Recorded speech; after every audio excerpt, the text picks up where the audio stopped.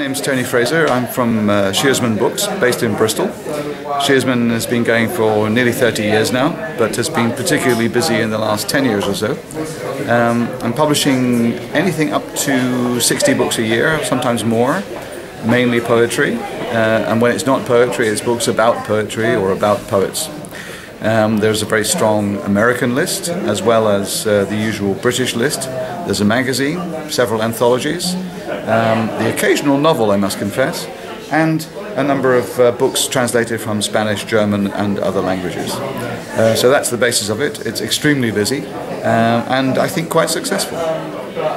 So the key is to get the costs of the operation down to the extent that the sales volume isn't too much of a problem. I mean, some of the books don't make money, but most of them do. And the reason that is the case is because I use digital printing, which means I don't have to have huge print runs. I don't have to stock 500 copies of a book. I will print 50, and if 50 sell, I'll buy another 50.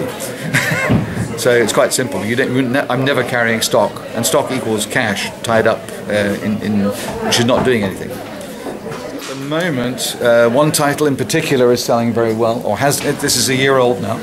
This particular anthology of radical landscape poetry. It's a fairly experimental book, but it's the biggest selling book from the last 12 months, and has created a lot of interest both among reviewers and among readers, particularly in England, but also increasingly in the US. It struck a chord because it's got extremely good work in it, and it's the first time anybody has tried to survey this kind of writing in one book. So we're kind of defining the field for the first time. I would say the American submissions I get are more experimental than the British ones. The British ones tend to be more conservative. I don't really know what the reason for that is, but it's something that's happened. I have a strong female list from the United States, probably stronger than I have in the UK.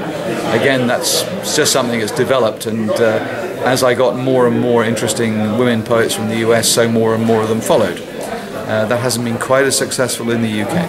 First thing, if they're thinking of submitting to Shearsman in particular, the first thing to do is always look at the website, shearsman.com, which has details on every single book we've published. And in most cases, you can download a PDF of the first 20 or 30 pages of the book, so you can see what it is that we actually publish. So if you like, it's an online equivalent of browsing through the books on the table here.